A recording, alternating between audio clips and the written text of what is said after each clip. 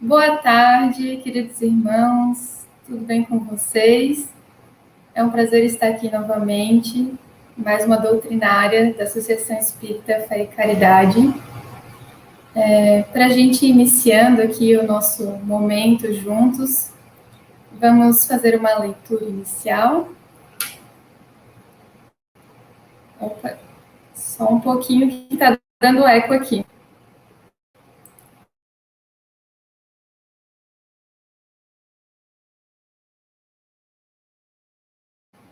Resolvido o problema. Estava com o YouTube aberto. Então, continuando aqui, a gente vai ler um trecho do livro Passos da Vida, de autores diversos, o capítulo 37, chamado Se Formos Justos. Deixa que a justiça te clareie a visão, para que o egoísmo não te imponha a loucura e a cegueira.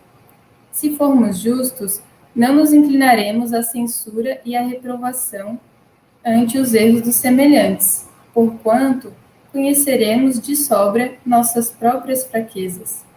Se formos justos, esqueceremos a queixa e a reclamação, porque notaremos ao nosso lado aqueles que caminham no mundo, suportando fardos mais agressivos e mais pesados que o nosso.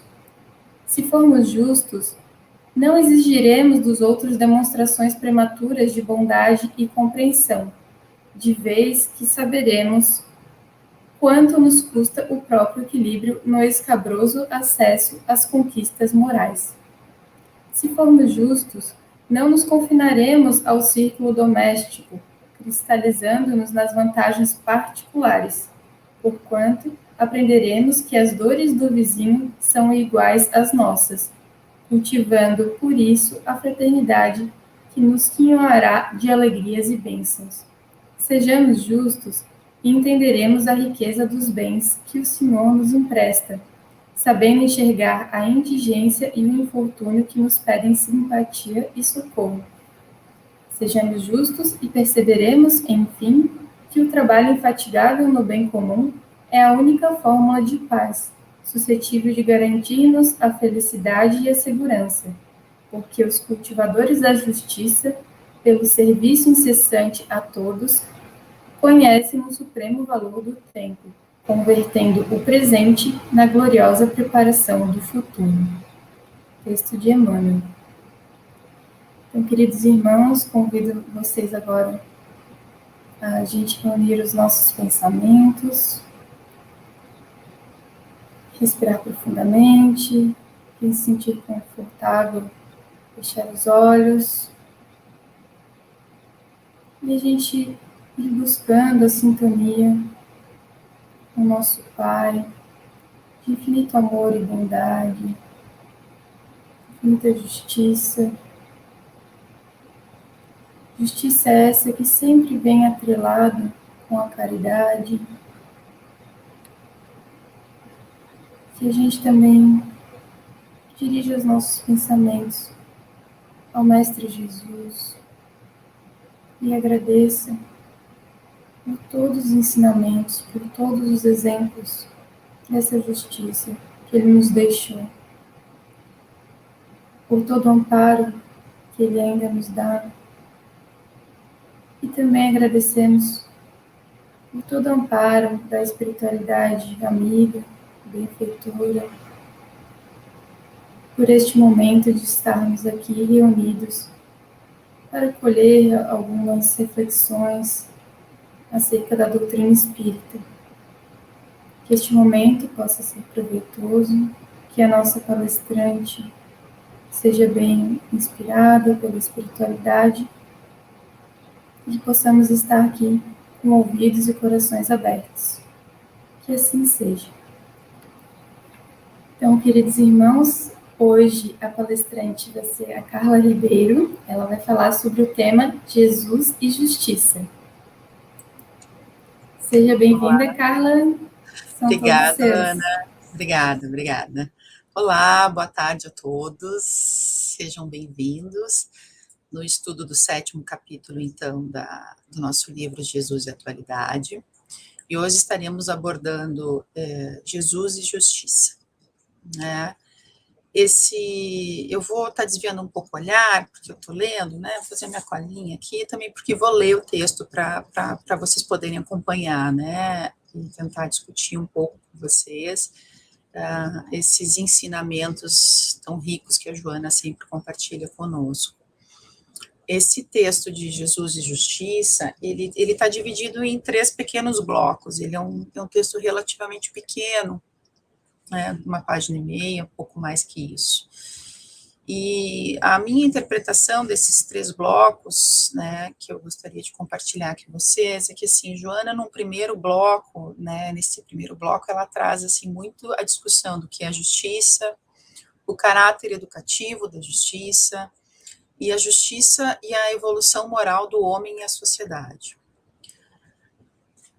No segundo bloco, ela traz a prática da justiça, né, a igualdade, a prática da justiça aqui por Jesus, né, porque é dessa perspectiva que a Joana está falando conosco, né, de Jesus, os exemplos, os ensinamentos de Jesus. Então, a prática da justiça, ou seja, a igualdade para com todos, a benevolência para a aprendizagem do próximo e o próprio exemplo de Jesus, né, que nos conduz a essa postura justa, correta. E ela finaliza, então, no último tópico, fazendo uma breve discussão da justiça divina versus a justiça humana, o nosso compromisso individual com a justiça divina, né, e aí a gente pode estar relacionando com a questão da ação e reação, a consciência, a nossa consciência frente aos débitos, e finaliza nos orientando, né, nos auxiliando dentro dessa perspectiva trazida aí, dessa leitura de Jesus e a justiça. Né? Então, voltando lá ao primeiro tópico, né, acho que é importante a gente contextualizar o que é a justiça, né? Então, vamos lá. No dicionário, o que significa o termo justiça? Qualidade do que está em conformidade com o que é direito, maneira de perceber, avaliar o que é direito justo. Não há como questionar a justiça de sua causa, o reconhecimento do mérito de alguém ou de algo. Né? Então, a palavra justiça se refere a isso, é o que está em conformidade com o que é direito. Lembrando que aqui a gente está falando da lei de Deus, né? O que é direito perante a lei de Deus. Né? E qual é a maior lei? É amar a Deus sobre todas as coisas e ao próximo como a si mesmo. Então, Joana, quando ela nos fala sobre a questão da Jesus e justiça, ela está trazendo muito a partir desta perspectiva, da lei maior de Deus. Nós nos tornamos justos ou injustos, acertos e erros a partir da perspectiva da lei de Deus. Amar a Deus e ao próximo como a si mesmo. Né? Em primeiro lugar, amar a Deus. E após, amar ao próximo como a si mesmo. Né? E aí ela começa trazendo a seguinte questão. Tem por objetivo a justiça reparar o dano causado e corrigir o infrator, tornando-o útil à sociedade na qual se encontra. A justiça trabalha em favor da educação, utilizando-se de métodos disciplinares, inclusive limitando a liberdade do delinquente a fim de poupá-lo, bem como a comunidade de males mais graves. Tá?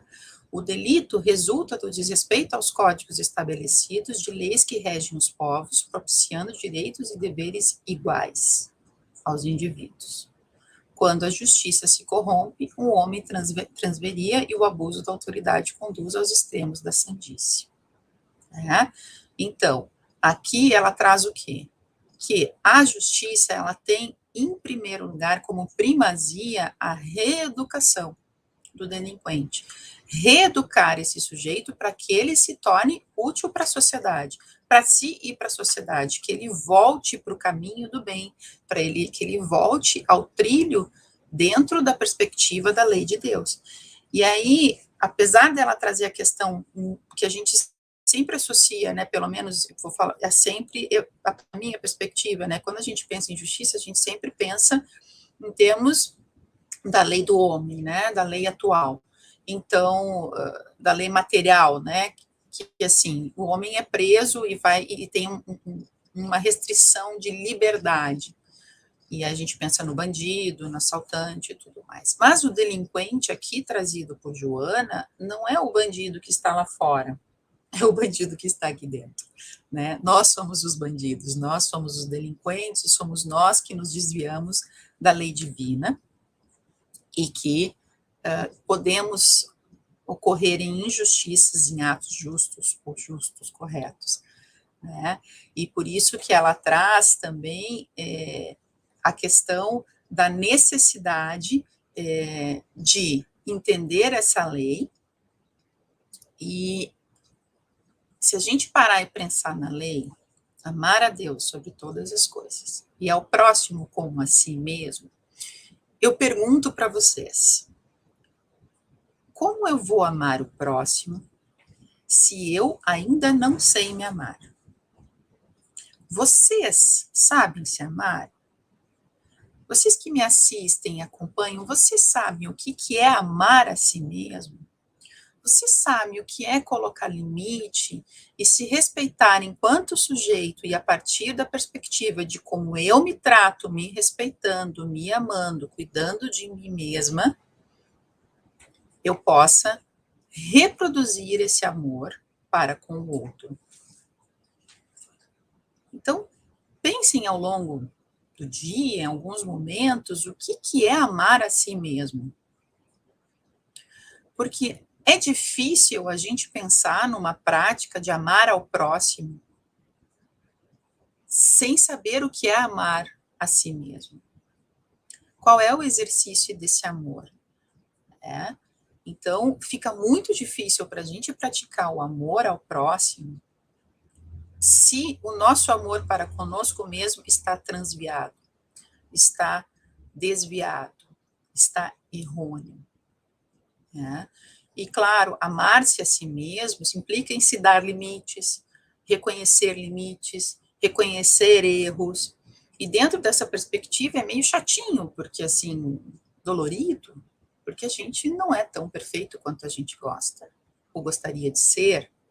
Mas se estamos num planeta de provas e expiações, estamos no lugar certo, estamos no caminho desse crescimento, desta evolução, né?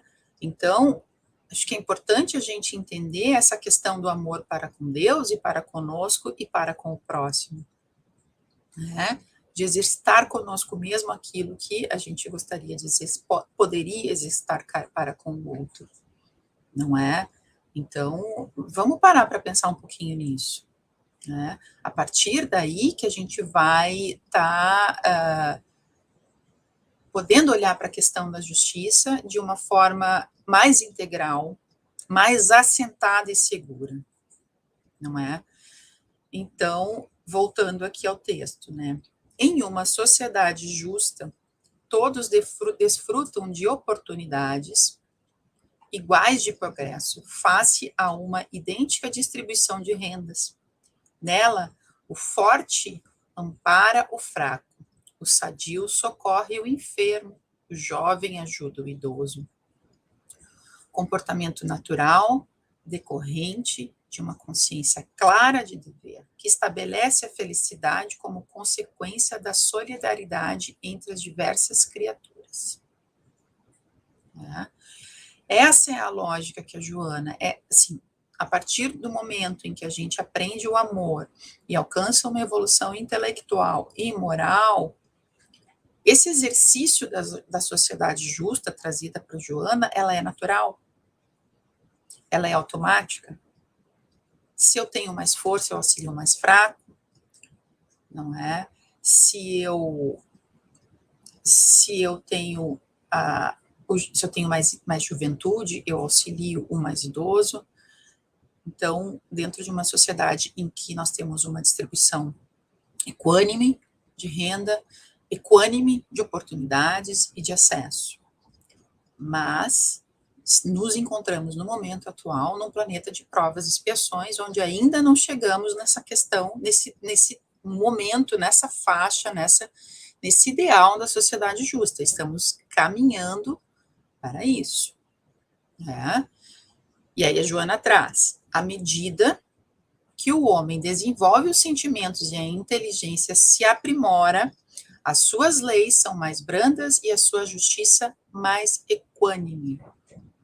E aí, vou lá para o Livro dos Espíritos, na questão 780, que Allan Kardec pergunta, 780A. Como o progresso intelectual pode conduzir ao progresso moral, dando a compreensão do bem e do mal? Pois, então, o homem pode escolher. O desenvolvimento do livre-arbítrio segue-se ao desenvolvimento da inteligência e aumenta a responsabilidade do homem pelos seus atos. Ou seja, à medida em que evoluímos intelectualmente, começamos a nos aprimorar, a discernir melhor o que é certo e o que é errado, e podemos fazer uma escolha pautados em cima de um conhecimento mais sedimentado, um conhecimento mais sólido, mais firme para conosco mesmo, enquanto espíritos, intelectualmente e moralmente. Essa é a grande justiça de Deus, né? É a justiça de podermos escolher a partir do momento em que evoluímos, fazemos a escolha se queremos praticar o bem. Não. Né? Teremos o livre-arbítrio para fazer essa prática. Nos povos primitivos, diz Joana, a lei do mais forte prevalecia, substituída mais tarde pela condição absurda da hereditariedade, até alcançar os elevados princípios sociodemográficos nos quais a responsabilidade pessoal tem prioridade na ação livre dos seus membros. É longo, porém, ainda o caminho a percorrer para que seja alcançado o respeito do homem pela vida, pelo próximo, pela natureza, pela justiça, sem arbitrariedade e sem punição. Estamos numa trajetória de evolução. Saímos dos instintos, iremos caminhar na direção das sensações, dos sentimentos, onde a meta final é o amor. Essa é a trajetória e a evolução do homem. Instintos, sensações, sentimentos. Onde o amor será o nosso guia maior. E é interessante a gente pensar de como é que essa justiça, como é que a justiça divina, ela se apresenta. Vocês já pararam para pensar de que forma a justiça divina ela acontece? Né? A gente muitas vezes não para muito para pensar. Né? E o fato de estarmos aqui hoje conversando reencarnados é a vivência da justiça divina, porque todos nós temos sede de justiça. Se nós estamos aqui reencarnados porque solicitamos uma oportunidade de reparação, uma oportunidade de fazer justiça perante os nossos erros e outras experiências reencarnatórias, para resgatar faltas, auxiliar aqueles que prejudicamos. Então, nós, enquanto espíritos reencarnados, estamos aqui na busca da justiça, na busca do reparo, e corremos atrás disso, porque pedimos. Enquanto espíritos desencarnados, na erraticidade, nós pedimos, nós solicitamos a oportunidade de fazer justiça, de resgatarmos os nossos débitos. E aí é a grande prática, né, a grande oportunidade onde a justiça de Deus se faz palpável, vamos dizer assim, se faz presente. E no dia a dia, no nosso dia a dia, nas nossas escolhas diárias, nas nossas vivências diárias, nós temos a oportunidade dos reparos, de praticar essa justiça. Passando para o segundo bloco que a Joana traz, ela diz assim: Jesus fez-se paladino da justiça equânime. Né? O que é paladino? Fui eu procurar, já ouvi falar essa palavra, mas assim, o que é o paladino, né? É o homem intrépido, defensor obstinado, cavaleiro andante, ou seja, Jesus se fez um defensor obstinado da justiça equânime.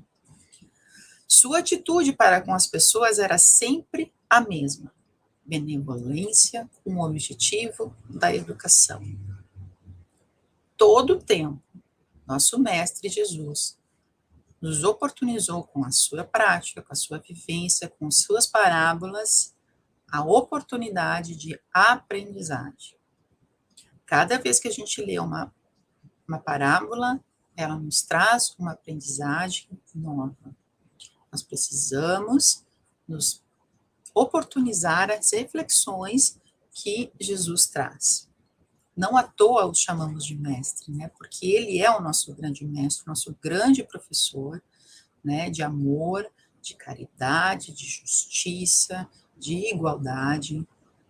Então, vamos nos espelharmos nele para seguirmos esse caminho da benevolência e de aprendizagem e amor ao próximo. Diz Joana, continuando, a Nicodemos, que era doutor da alta câmara do Sinédrio, concedeu uma entrevista, nada diferente daquela que facultou a Zaqueu, o cobrador de impostos, ou a convivência com Lázaro e suas irmãs em Betânia, ou ao ladrão na cruz que lhe buscara apoio. Não houve na conduta de Jesus qualquer melindre ou diferenciação no trato para com todos esses, porque reconhece nos homens, reconhecendo que os homens se diferenciam pelas suas conquistas intelectuais e morais, e que a hierarquia na qual se encontram é de aquisição pessoal e sem arrogância ou privilégios. A todos proporcionava as mesmas condições e oportunidades, jamais se excedendo com qualquer um deles. Ou seja, se nós, à medida que evoluímos intelectualmente, conseguimos aprender um pouco mais, entender um pouco melhor o que é o certo, o que é errado, entender melhor a lei de Deus dentro de nós, esse caminho é muito individual de cada um de nós. E Jesus nunca exigiu, e nem a espiritualidade exige de nós aquilo que nós não podemos dar. E ele tem essa compreensão que o caminho, o percurso é individual. E cada um dá aquilo que pode, à medida que evolui e percorre o seu caminho. E proporcionou, mesmo que esses homens estivessem em diferentes condições intelectuais e morais, ele não fez diferença, ele oportunizou a aprendizagem destes de forma igual, equânime. O que quer dizer equânime?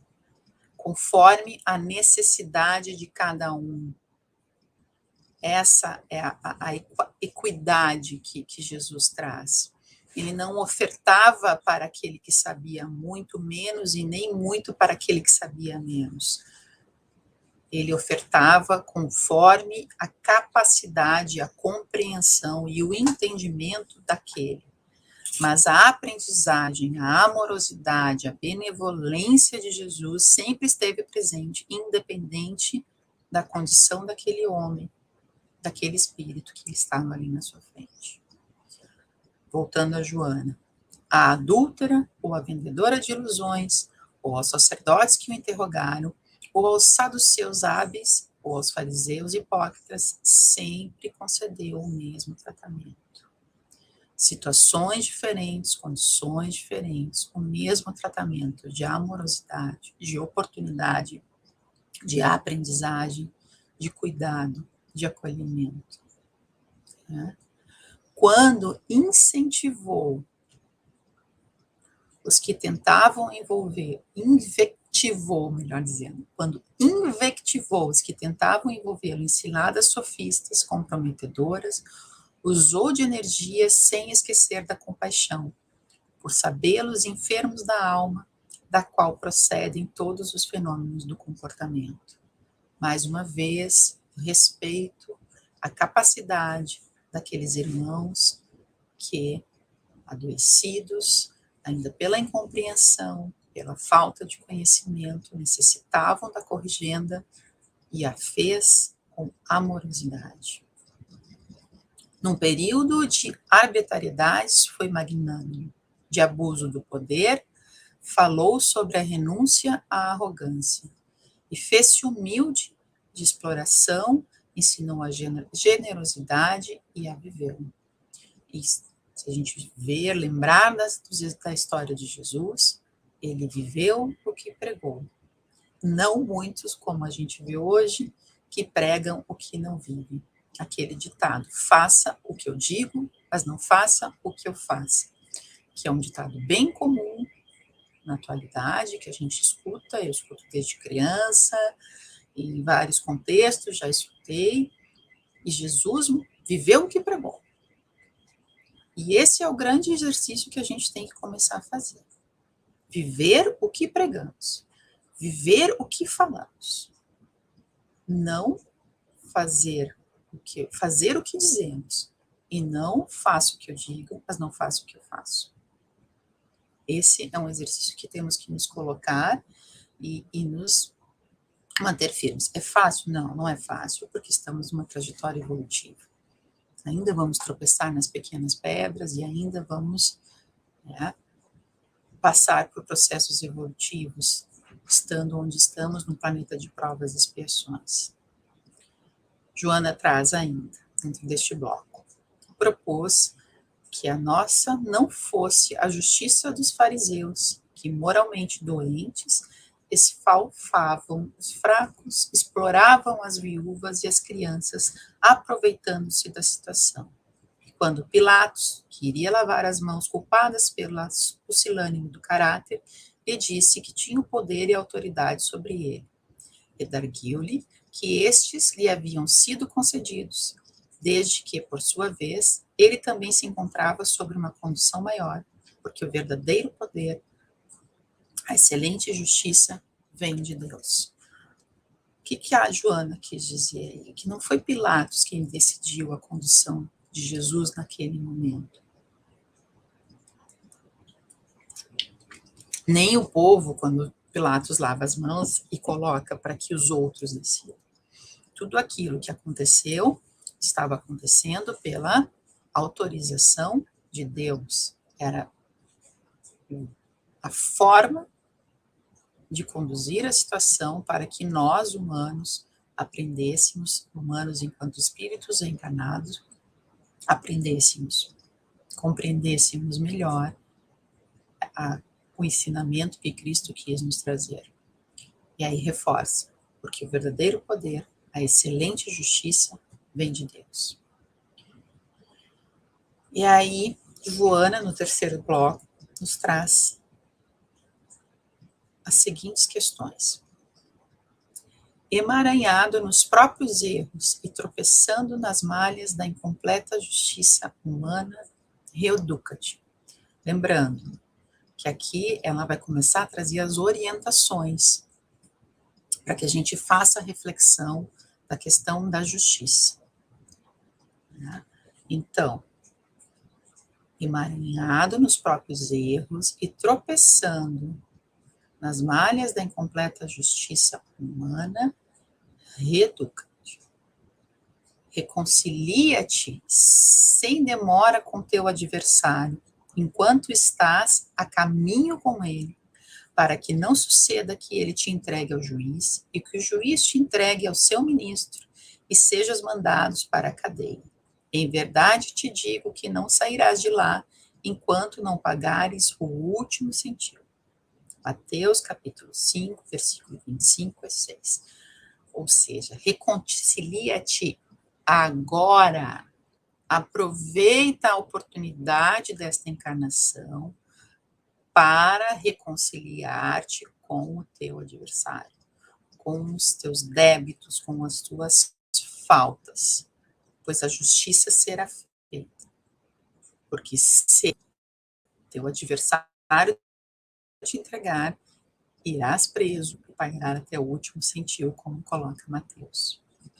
Vítima, diz Joana, vítima das circunstâncias infelizes que te pesam, confia em Deus e aguarda.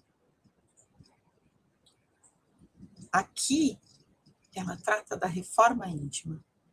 Vítima das circunstâncias infelizes que te pesam, confia em Deus e aguarda. O que é a reforma íntima? É um processo contínuo de autoconhecimento, de conhecimento da nossa intimidade espiritual, modelando-nos progressivamente na vivência evangélica, em todos os sentidos da nossa existência. É a transformação do homem velho, carregado de tendências e erros seculares, no homem novo, atuante na implantação dos ensinos do divino, mestre dentro de si mesmo. Pratica a reforma íntima. Tente trabalhar as circunstâncias infelizes, resgata as circunstâncias infelizes que te pesam, confia em Deus e aguarda. Faça a sua parte, faça a sua prática e aguarde que o tempo e Deus vai acomodar todos os processos, todos os resgates necessários. Injustiçado e sobre a arbitrária cobrança, não te desesperes, porque Deus é bom, nos deixa plantar o que quisermos, e porque Deus é justo, nós colhemos o que plantamos. Ou seja, somos responsáveis pela justiça e injustiças que nos acometem. Porque Deus é bom e nos deixa plantar o que queremos, livre arbítrio. No entanto, ele é justo, porque temos que colher o nosso plantio, seja qual for. Se for uma boa plantação, colheita boa. Se for uma colheita ruim, injustiça, que nos parece injustiça. Mas lembrando que eu falei lá no início, quem é o delinquente aqui? Nós. Eu sou a delinquente. Vocês são os delinquentes. Estamos falando da lei de Deus. Então, estamos aqui cumprindo nossa pena para fazer os nossos resgates. Paga agora o que esquecestes de regularizar ontem, certo de que a falência das leis terrenas não te exime de ser alcançado pela justiça divina. E aí, para um pouquinho aqui, Joana, e pergunto para vocês, quais são as causas das aflições atuais? Na vida presente e fora desta vida, né? As vicissitudes da vida originam-se de duas fontes diferentes, da vida presente e fora desta vida. Os homens, muitas vezes, caem por própria culpa, vítimas de sua imprevidência, de seu orgulho e de sua ambição. Se arruinam por falta de ordem, de perseverança, pelo mau proceder ou por não terem sabido limitar seus desejos. Então, as causas das aflições atuais, elas se dão, sim, de algumas escolhas desse momento e também por resgates de outras encarnações.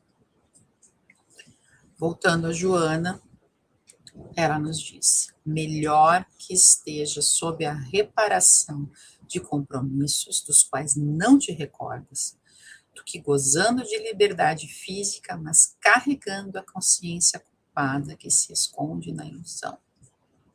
Ou seja, como diz Mateus, reconcilia-te sem demora com o teu adversário, enquanto estás a caminho com ele.